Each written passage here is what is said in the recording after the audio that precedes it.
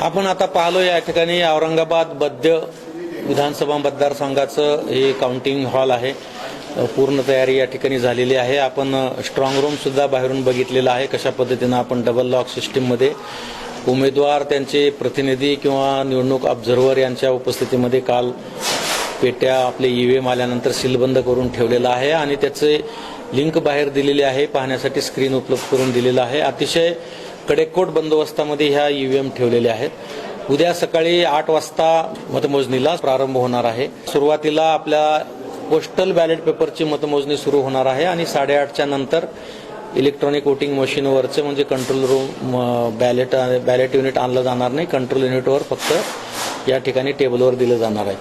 आपल्याला या ठिकाणी 14 टेबल असणार आहे ज्यावर ईव्हीएमची मतमोजणी होणार आहे आणि इतर प्रत्येक विधानसभा निहाय जे पोस्टल बॅलेट पेपर येणार आहे त्याच्या संख्येप्रमाणे त्यांच्यासाठी टेबल लावलेले आहेत। जिल्हाभरामधल्या 9 विधानसभेसाठी आपण 208 टेबल लावलेले आहेत आणि या 208 टेबलसाठी आपण मायक्रो ऑब्झर्व्हर जे केंद्र शासनाचे अधिकारी कर्मचारी आहेत असे 262 मायक्रो ऑब्झर्व्हर लावलेले आहेत। काउंटिंगसाठी जवळजवळ 852 कर्मचारी आपण नियुक्त केलेले आहेत। या सर्वांचं 2-2 ट्रेनिंग झालेलं आहे। आज स्वतः मी ट्रेनिंग घेतलं आहे पूर्ण जिल्हाभरातलं।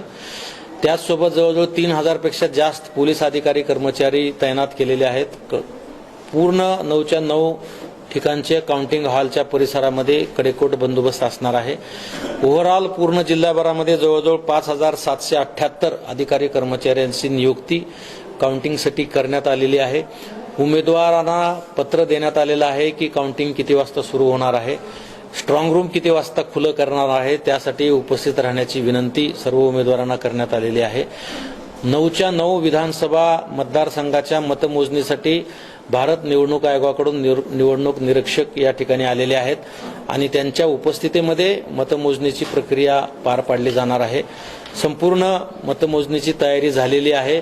निवडणूक विभाग आणि 9च्या 9 विधानसभा मतदारसंघाचे निवडणूक निर्णय अधिकारी त्यांचे सहाय्यक निवडणूक निर्णय अधिकारी हे मतमोजणीसाठी तयार झाले आहेत।